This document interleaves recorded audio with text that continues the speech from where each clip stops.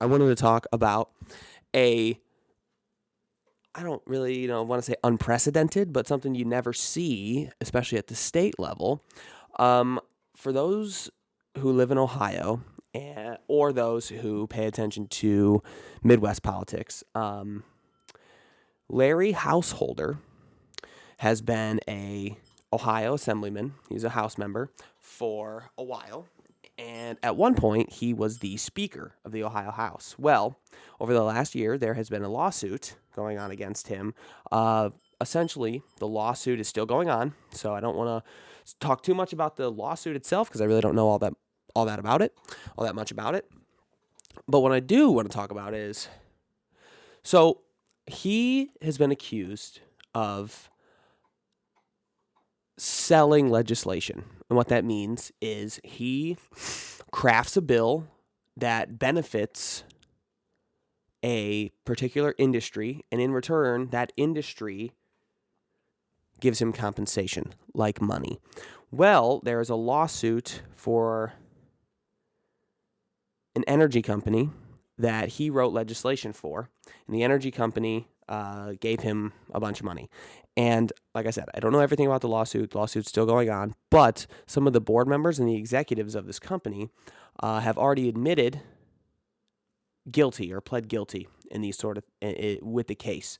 And they all pointed him out as the ringleader or the person who pretty much was behind the scenes pulling the strings on the deal, which is illegal. Now, Larry Householder has not had his day in court yet. He has not testified. As far as I know, as of right now, he is innocent until proven guilty. But that didn't stop the Ohio House.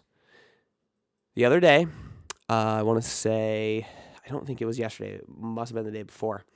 Or maybe it was yesterday. Okay, now I gotta look that up. Hold on. House expels Larry Householder. Let's see. Yesterday. So today is the 18th of June. So yesterday, the 17th. The Ohio House voted in 75-21 in favor of expelling Larry Householder from office. There was a fiery debate on the floor of the House for why he should go and why he should stay. Everybody knows my personal opinion about this kind of thing. If there's significant evidence or it comes out in court that this happened, a politician writing legislation that not only benefits one particular company or one particular industry, but that industry then pays that politician in some way, shape, or form, is, in my view, the worst thing you could do as a public servant. So there were a couple people who stood up in the House in favor of the bill, both Republicans and Democrats. Let me point out, Householder is a Republican, right? But this bill that was crafted in the House to expel him, the sponsors were Republicans. So this is a bipartisan thing. Democrats and Republicans, all who testified, were for this. And they were saying things like corruption and bribery and the FBI indictment looks bad on the House and this and that, which I generally agree with. And then there were some opponents to this. Bill Setz was one who talked about the way that this is going down is not, quote, constitutional, because I guess in the Ohio Constitution, the only way that House members can expel another member is for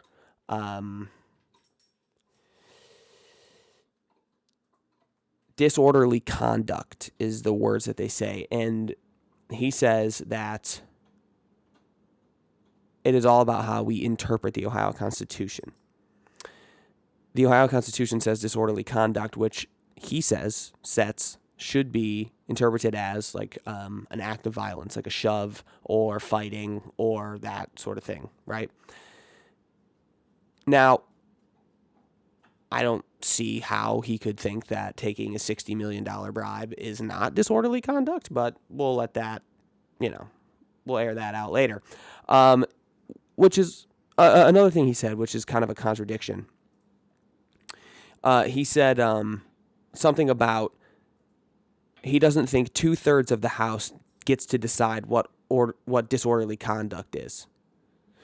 The first thing I said out loud to myself when I was watching this hearing was, isn't 2/3 a majority? And doesn't the majority get to decide? So he kind of shot himself in the foot during that. It's really funny.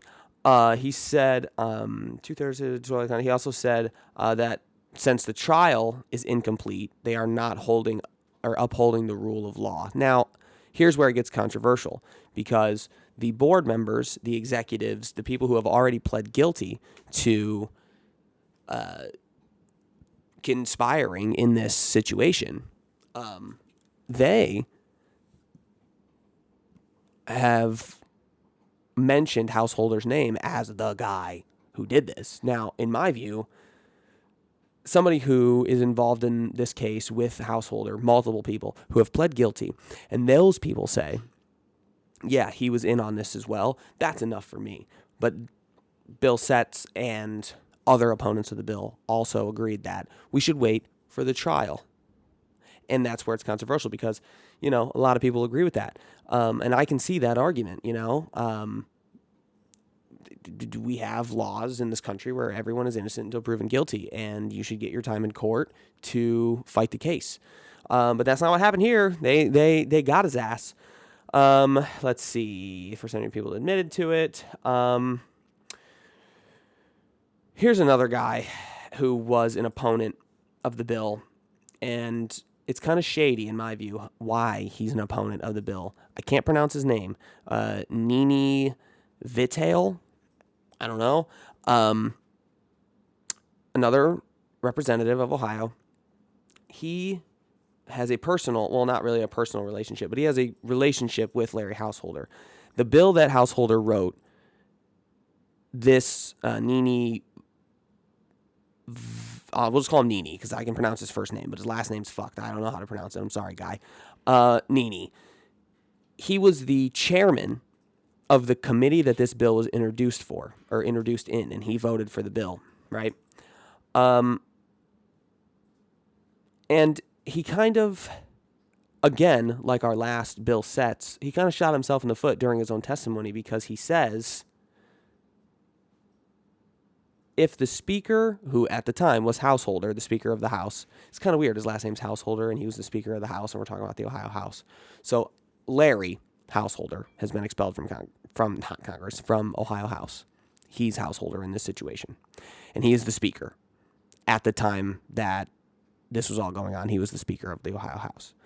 So Nini comes in, and he testifies against the bill, saying, if the Speaker wants something done, he's going to put his thumb on the chair, and in this situation, he means the chair of the committee, which is himself, and he's going to get it.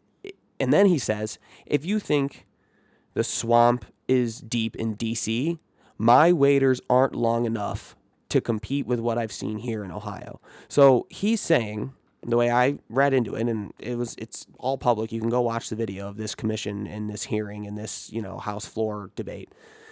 He says he's not in favor of voting out Householder because he was the chair of the committee that this bill is introduced in, and he has worked and fought for this bill. And he says if the chair, or if the Speaker at this time, it was Householder, wants something done, he's going to put his thumb on the chair to get it done. And then he says he was not pressured to pass the bill by the Speaker at all. Right after he just said the swamp in Ohio runs as deep, if not deeper than D.C., and if the Speaker wants something done, he's going to put his thumb on the chair to get that thing done. So, what? That didn't even make any sense. If you're going to say something negative about a situation, and then you're going to go back on it and say, well, I wasn't pressured at all, but if he wanted to, he could. I guess he was trying to make the point of if he wanted to, he could have pressured me, but I wasn't pressured at all. But why the comment about the swamp? You see what I'm getting at here? It's a little confusing. Probably because, this is kind of funny, somebody pointed out on the floor that nobody was really prepared to have this conversation because usually these type of things you get, or House members will get weeks to prepare their remarks. Well, they got like a 3-hour notice, or maybe, was it 3 days or 3 hours? Hold on, I'll find it. I wrote it down. 3 hours. They got 3-hour notice that this was going to happen. So a lot of these statements are kind of jumbled up because they really didn't have a whole lot of time to prepare. And then he also said he wants the courts to finish the job, this Nini guy. Then, one of the final testimonies before the vote was the man himself, Larry Householder. Now, I understand, not really, because I've never been in this situation, but I'm trying to understand that Larry Householder is under a lot of stress right now, okay? 3 hours ago, he didn't even know this was going to happen, and now all of a sudden, he's got to testify for his job, and there are people, his colleagues, that are willing to vote him out on this charge that's not even gone through fully the court yet. But my man's was so butthurt when he was talking on the floor. He was pacing back and forth. His face was beet red. He was looking all around, all nervous and everything. It was kind of hard to watch. But he says, regardless of who this bill would be about, I would be against it because of the whole disorderly conduct thing. He thinks that what he did, allegedly, is not disorderly conduct because disorderly conduct needs to be interpreted as physical conduct. That was a point that was reiterated a bunch of times. And then he goes into the word itself, conduct. He says, conduct. What is conduct? That is an act that actually occurred. And then he says, the case is still on trial. Trying to define, and then he goes on to try and define disorderly conduct as physical, shoving, fighting, and all that kind of stuff. He said, the process to expel a member that has not Jesus Christ, I can't even read. He says, the process to expel a member that has not committed disorderly conduct is an impeachment trial. He says, if you want to have an impeachment trial, we can have an impeachment trial, but just voting somebody out for disorderly conduct when they didn't do disorderly conduct they don't have the right to do that. Now, whether you think that taking an alleged $60 million bribe is disorderly conduct or not, an impeachment trial would take forever. And then he mentioned how an impeachment trial would take forever and how it wouldn't get anywhere, and then he brought in the impeachment at the federal level a couple of years ago. He said, quote, I have not, nor have I ever took or provided a bribe. I have not, or have I ever solicited a bribe. And I have not, nor have I ever sold legislation. And then he goes on to say, you did not hire me. The people of the 72nd District hired me. And before the vote, or right before he was done speaking, he stood up and he says, this might be the last time I get to speak on this floor, so I want to thank my family, my wife, for supporting me. He went into all of his kids and everything else, almost like he knew that the vote was going to be in favor or get him out of there.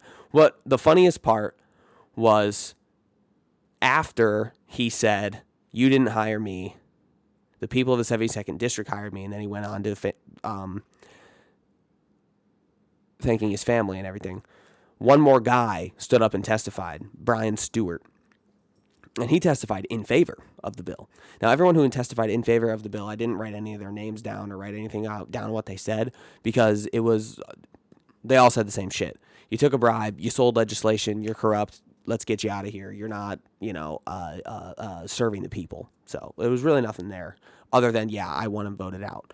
But this Brian guy stands up and he says, the 72nd District that, quote, hired Larry Householder. Householder was the only name on that ballot. There was nobody else running against him in that district. That's what he pointed out. And then he says, quote, hard to lose a one-horse race, which is hilarious because Householder was all high and mighty talking about, you don't have the authority to vote me out of this office. You didn't hire me for this job. The 72nd district did, yada, yada, yada. It was 72% of the vote, blah, blah, blah. And then this Stewart guy goes, yeah, dog, you might have got 72% of the vote in your home district, but you were the only person on the ballot. So that means 72% voted for you, and then the other percentage was like, nah, I'm not going to do that. I'm not voting. They probably didn't even vote at all. They probably didn't even show up. But regardless, you can't tout the fact that this commission or this house has no merit in voting you out because you didn't pick me for the job. The 72nd district picked you for the job. But you were the only one. You were their only choice. So, you know what I mean? It's kind of goofy. But then a vote happened and they voted 75-21. He gone. He's out. He's gone. And like I said before, the controversial thing about it is his case is still in court. He hasn't even had his day in court yet, which, I mean, is if he's guilty, obviously, he probably won't go to jail because powerful people who commit crimes like that don't go to jail. He'll probably have to pay some crazy fine, and maybe he will have to see a little bit of jail time. I doubt it on the jail time. He'll probably have to pay like some crazy-ass fine. But if he is acquitted and it gets dropped or they find him innocent or whatever, even though I don't really think that's going to happen. I think they're going to find him guilty given the fact that they had the energy company's executives and the energy company's board members who have been fired because they took plea deals and everything else. They fired from the company, took a plea deal, paid fines and everything else. Because they pled guilty and kind of ratted him out, I could see how that would heavily influence the case in the jury because you have, 4 or 5 people being like, yeah, no, we did this and he was involved and he was the mastermind behind it. I could see that. I mean, that's pretty hard to go against, you know what I mean? So, but if he's proven guilty, my question is, are they going to give him his seat back? Does he deserve his seat back? That is going to be the interesting thing to watch. Also, if he's guilty, I want to see him go to jail. Hey, bud, do you want to see him go to jail? We want to see Larry go to jail if he's guilty? Yes, we do. It's my dog on the couch for anyone who's listening and not watching. So, yeah, I think if he's guilty in a court of law, he should go to prison, lose his seat, pay a fine, all that kind of stuff. But if he's innocent or he gets acquitted, I'm going to have to do a follow-up because that's going to be really interesting to see the tune that he's talking in the public and also the tune of the people who voted no, the 21 representatives that voted no, what they're going to say about the situation if he ends up being innocent, That's going to be pretty wild to watch.